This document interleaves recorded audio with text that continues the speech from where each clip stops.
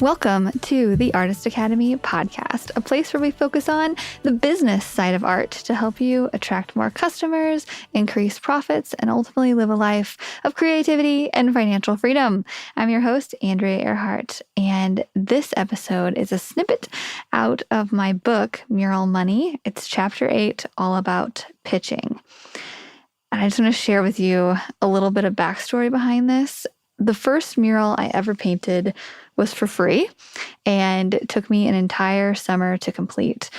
Obviously, procrastination played a big part in that, alongside using the wrong brushes, really cheap paint, and having no actual idea how to apply the paint, or better yet, how to apply it large scale.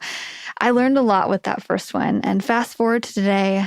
This week, I'm painting a large mural for a local college, the college where I earned my painting degree, and I'm charging $5,000, and it will take me a whopping 2 days in total to complete. Now, there's a little more than 10 years difference between that first project and this one, and I share this to hopefully put it into perspective, the idea that everybody starts from the bottom, and sometimes the climb is slow, but always worth it, at least in this case. And I've learned a few painting tips in between then and now, but also how important it is to go after what you want in the form of pitching yourself for the job that you want instead of just waiting for it to come to you.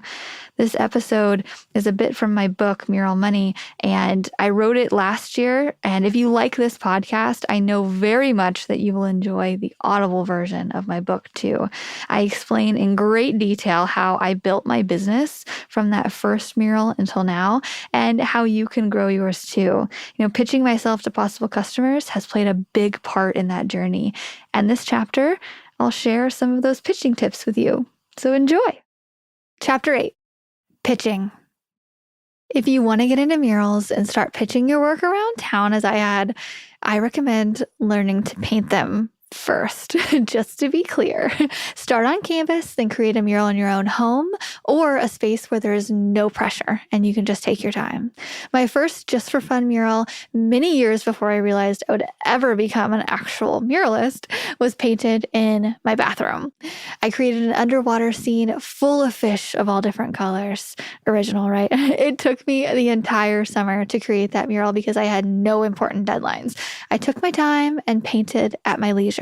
I don't necessarily recommend taking the entire summer to create one thing, but I do think that there's power in proving to yourself that you can do something before you go asking people to pay you for it. That's what this first mural did for me. It proved that I was capable of painting on things other than paper or canvas, and it gave me photos to show others and promote on social media. The next step is to get a few murals under your belt. I highly recommend starting by speaking with someone you already know who owns space with a blank wall. That's how I stepped into public art. As I mentioned previously, we pitched it to a friend and he agreed to let me paint it for free on the side of his business. He had little use for a mural. However, that personal connection is what led me to getting my first yes easily. Although I did not earn money from that mural, it has paid off since simply by being prime advertisement. Do you have a friend or family member who owns a downtown business or something in a prominent location? Is there an acquaintance you have that would enjoy having the side of their building painted? If you do, I would suggest you start by pitching to that person first. If you do not, I highly encourage you to use your social media network to find a business owner that would be open to having a mural painted on their wall. To add to that, an even better idea is to reach out to a charity or a nonprofit to see if they would be in need of your services. In the beginning, gaining experience and lending a hand to a business that might not be able to afford your art otherwise could be a win-win. Maybe your church could benefit from your need to practice your skills and to build your resume. You never know. Once you find your first mural customer, it is essential for you to make sure you have followed the proper protocols to gain permission to paint. For example, if painting for a business, it's possible that the business owner is not the building owner. Therefore, you may have to speak to the actual building owner to get permission to paint first. Or better yet, have the business owner speak to them on your behalf. Just make sure you give them enough knowledge so they're prepared to answer any questions. But remember, painting without permission is vandalism. I think it's funny that I even have to mention this, but don't go out and paint your first mural on a random wall just because it seems too blank or empty or sad. If you're an aspiring artist, I'm sure you don't want to start off on the wrong foot by accidentally vandalizing someone's property. That would be a good way to end your career before it even starts. So that's my disclaimer here. Now that we're past that, I've had a few people put up a fight when it comes to getting permission to paint on the side of the building, but you could always paint over it, right? Use that angle. Sift through your connections before you start reaching out to strangers. And then once you get a little experience under your belt, you can begin contacting businesses and people that you don't know.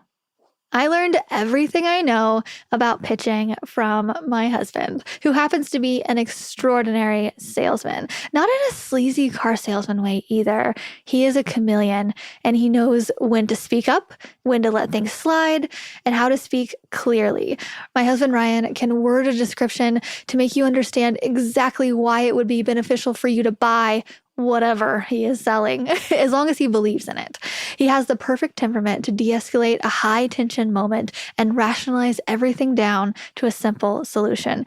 He works in insurance, by the way. As such, these qualities are ideal for an industry when your customers only call you when something is on fire.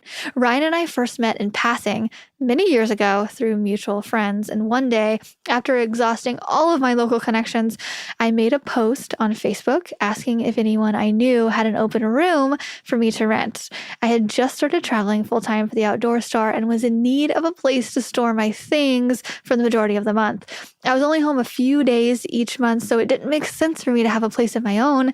Ryan was one of the first to respond to my post, stating that he had an open spare bedroom and could help me move in that weekend. What a nice guy, right? But really, no, we lived together for 2 years, purely as friends. We got along so well, and he was so easy to live with that I was quoted to say many times, "I'm never leaving." I messed up the roommate friendship agreement one night when I got drunk and kissed him, though. It was all over after that. His immediate response was, "I'm going to marry you." Oh. Yeah, I was a little taken back by that at first, but he was right. It was barely a year later, and we were engaged. Ryan has worked hard to build his customer base for more years than I have been a full-time artist, which means he is way ahead of me. He also has the freedom to help me out when I need it, thankfully. I'm always telling him, I am going to make more money than you one day. Even though we are married and our finances are very much blended, we have a friendly, competitive relationship that I love. We are both business-minded entrepreneurs and best friends. That's how we started. Ryan helps make my ideas happen by helping me pitch them. In particular, he's also helped me roll paint on the walls every once in a while, and people who are only looking from the outside often thinks that he works for me, and I absolutely love when this happens so much that I don't even bother to correct them half the time. He loves that game. I was being interviewed by the local news station for painting a big public mural one afternoon, and the reporter asked, "Hey, what role does he play for this?" pointing at Ryan. Without hesitation, Ryan jokingly answers, "Oh, I just move her ladders." The news story came out the next day as quoting Ryan as just that. Ryan Sanders, the ladder mover. Humorously proud of that new moniker, but in reality, he's so much more. Also, don't worry, he already knows that he possesses nothing but amazing traits, and it would make his head way too big if I reminded him of this out loud. So let's just keep this between you and me. He's my sales secret weapon. Lucky for you, I can share his sales tactics and how we've molded them to fit the art world in a way that is profitable, but not pushy or misleading. The 15-second pitch. Ryan's first recommendation was for me to keep my pitch short and sweet. There's no need to give them the kitchen sink on the first try. I'd like to introduce you to the 15-second pitch. This is also known as an elevator pitch, which is basically a quick introduction to who you are and what you do. If you're like me, it can be tough to think of answers under pressure when someone asks about your career, right? And even though it's not and actually a stressful situation. It just feels like someone's pointing the spotlight at me in front of an auditorium. But in reality, it's just a harmless conversation with a stranger. But nonetheless, my brain categorizes that as being under pressure. That's where having a rehearsed 15-second pitch comes in handy. For example, when someone asks me, "Who are you and what do you do?" I'll respond with, "My name is Andrea Earhart and I'm an artist. I paint large-scale murals for businesses." That's more of a 5-second pitch, but you get the point. I don't say, "I paint murals, canvases, make prints, and help teach other artists. Oh, and I also have a podcast. I love butterflies and clouds and animals and nature and logos and lettering and flowers sometimes. And I'd like to start dabbling more in surrealism."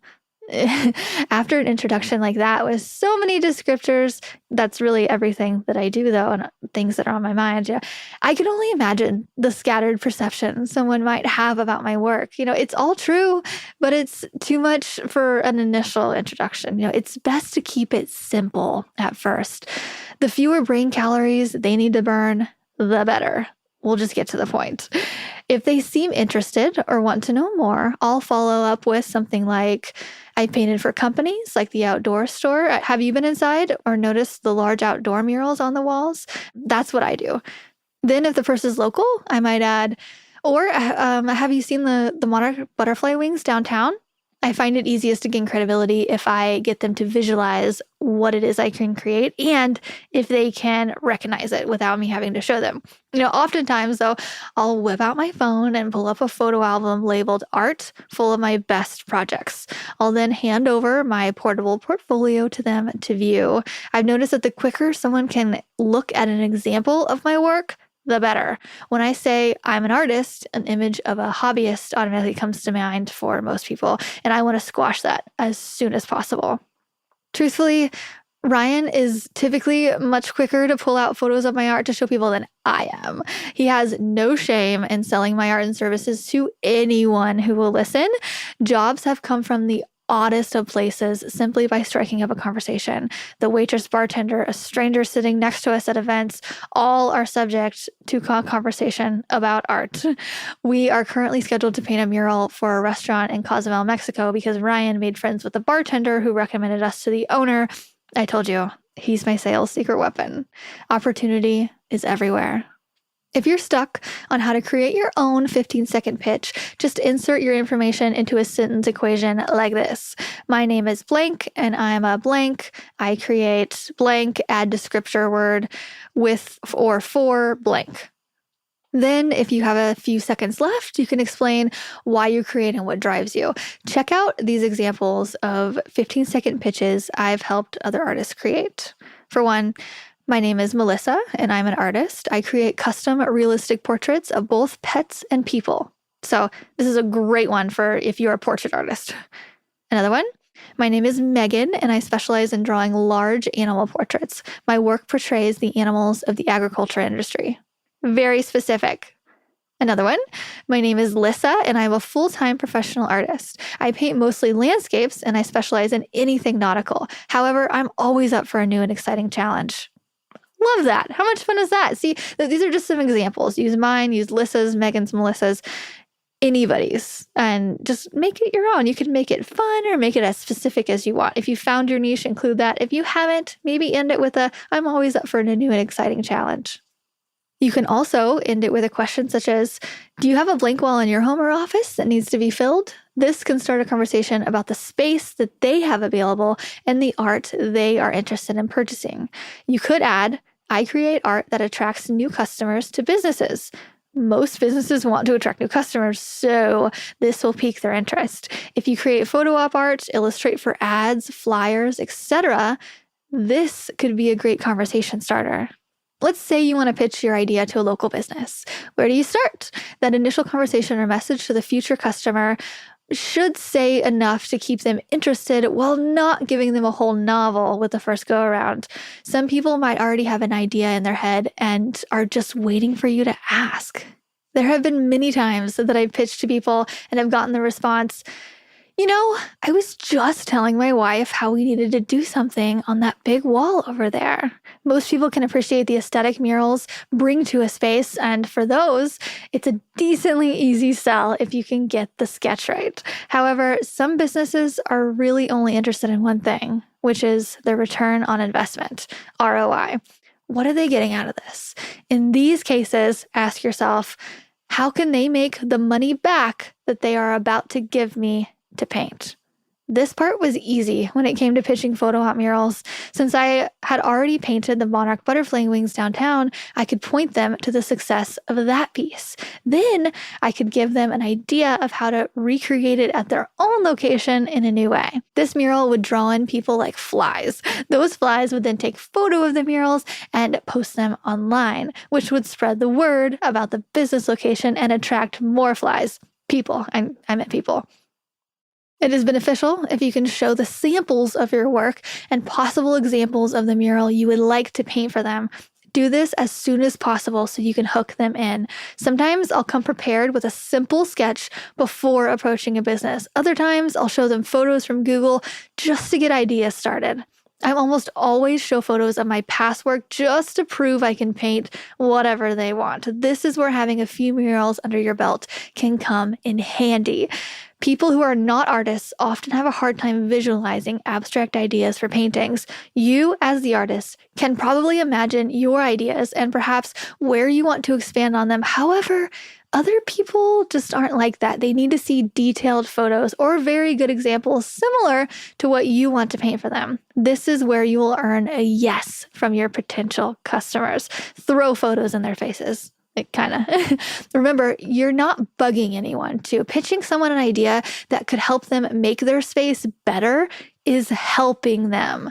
Try reframing your mind around that idea to help yourself not feel so salesy. Helping someone is good.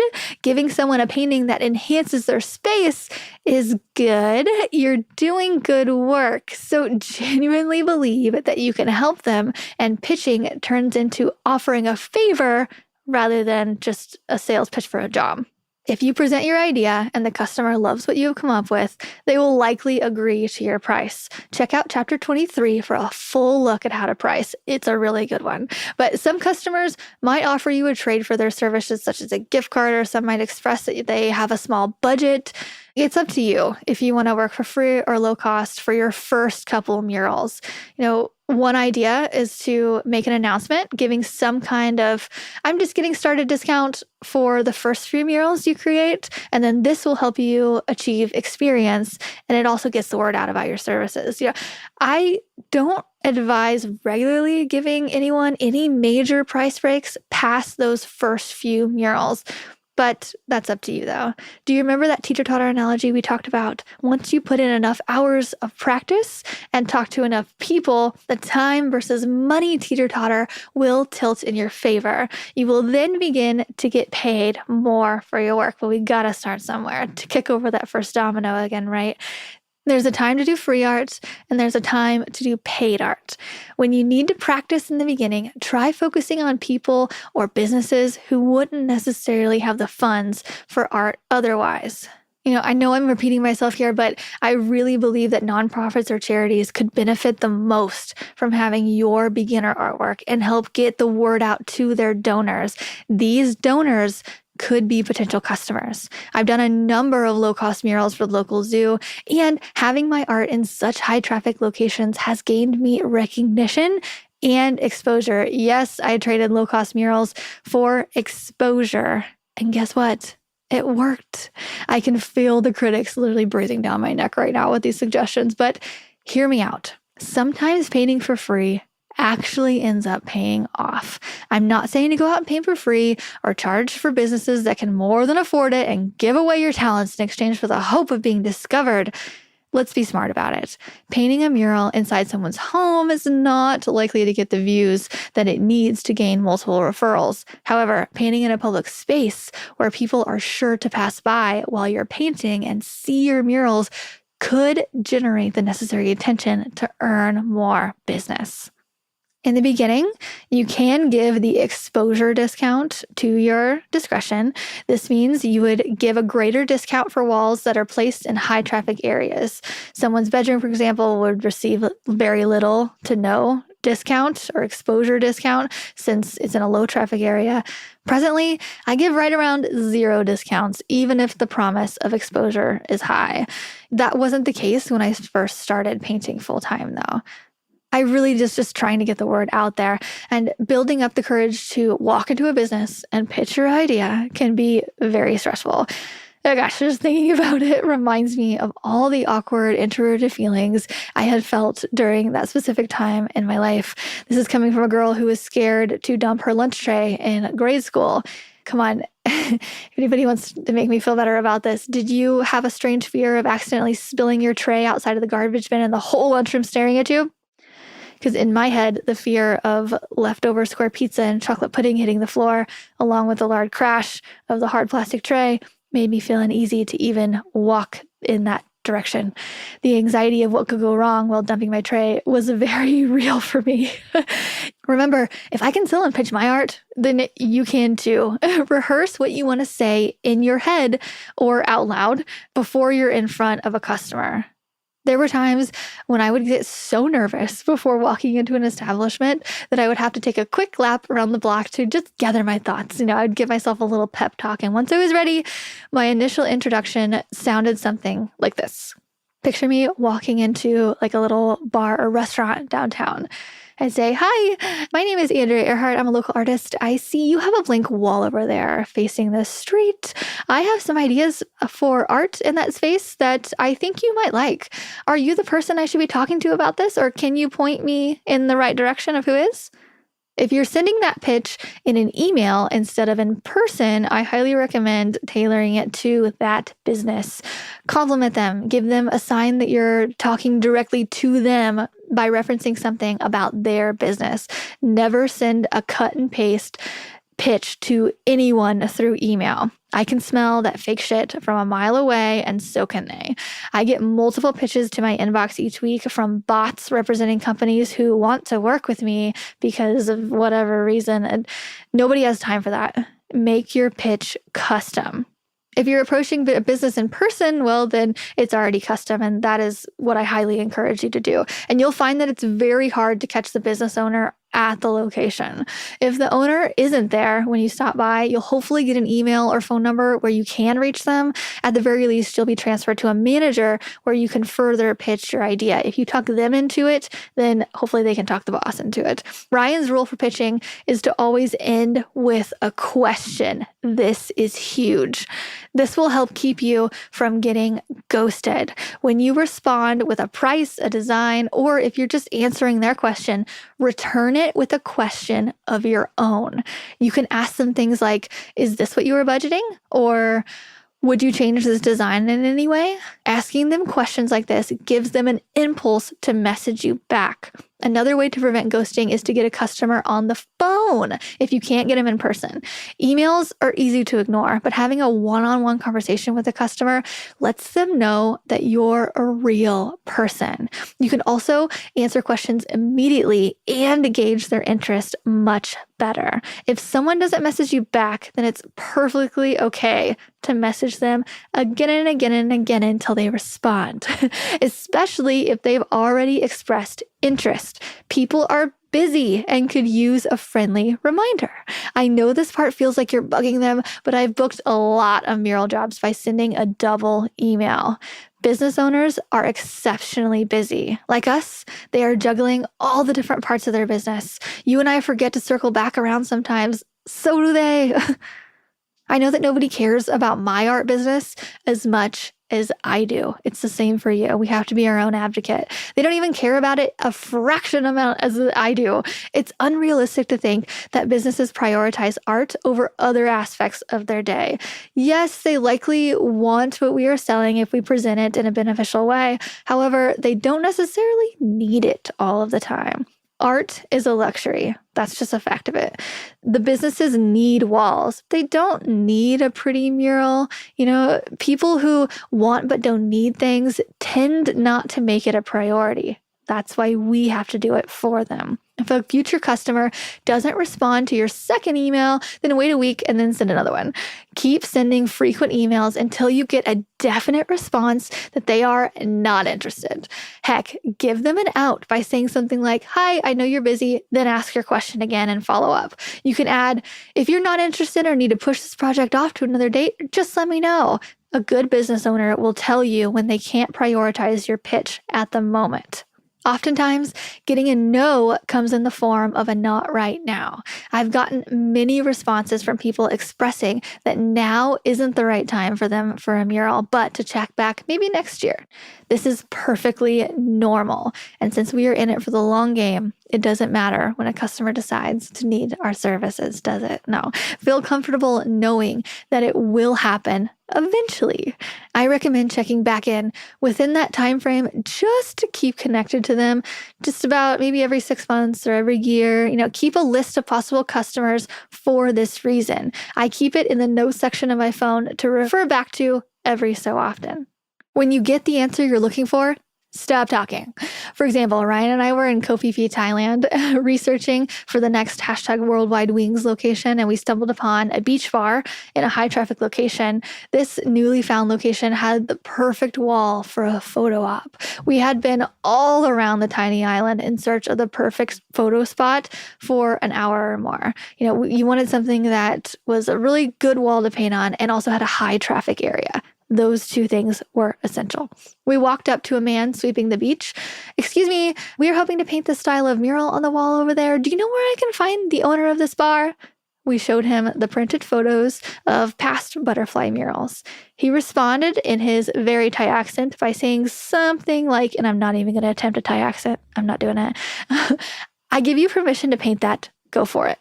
I responded back by saying, "Oh, are you?" And then Ryan took my hand and started walking toward the proposed wall. "When you get the answer you want, you stop talking," he said. Noted. He helped me paint that blue butterfly, and we completed it in just 4 hours. Ryan also proudly wears the badge of Instagram husband. This means he's fully trained on how to take photos and videos while I paint. Through a lot of trial and error, he has learned how to help me document my creating process, and I'm very thankful for it. I use those photos and videos of the butterfly we created that day to help me grow my brand online. Let's pause for just a second to go over a summary of what we discussed so far. To put it plainly, first, pick up a paintbrush and use it a lot. Second, if you want to become the go-to artist in your area, then either niche down or find an area with little competition to stand out. Find a town that does not have a community mural and create one. People love that shit. Take my idea of the Greetings from Springfield mural. Take it. I don't care. This advice is timely for whoever wants to act first. So get out there and pitch yourself. If people see you creating, they will ask you to create for them, but you have to start that first. The next few chapters will talk about how to take your newfound experience and spread it far and wide on social media to attract new customers in new areas. And that's it. Thanks so much for listening to another episode of the Artist Academy podcast. Like I mentioned, this was a snippet from my book, Mural Money. I wrote it last year, and it's a full compilation of my art business and how I built it to where it is now, making great money painting murals. But not only that, if you're not into murals, it's still a great resource. I have so many examples of artists that are not just muralists, that how they have been using social media or just a lot of things to build their business and make money with a paintbrush. So if you're serious about taking your art business seriously this year, I highly recommend going to Audible and purchasing my book. It's really not that much, but really, honestly, for the amount of work I put into that thing, I think I get $10 every time someone buys it with royalties after I pay so much to Amazon and Audible. So it's really not a huge money maker for me, but it's just so packed full of so many tips and stories and examples and all the things. So if you liked this episode, I know you're going to like the book Mural Money. So go over to Audible, purchase it. I'm just going to give you the hard sell here. I'm pitching you this book because I know that it can make a big difference. And it just fills your ears full of inspiration. And I know that you will enjoy it if you enjoy this podcast at all, if you like listening to my voice at all, because I recorded it. It is 15 hours long. It's very long, but like I said, it's very comprehensive. So, okay, that's it. I will see you guys next week.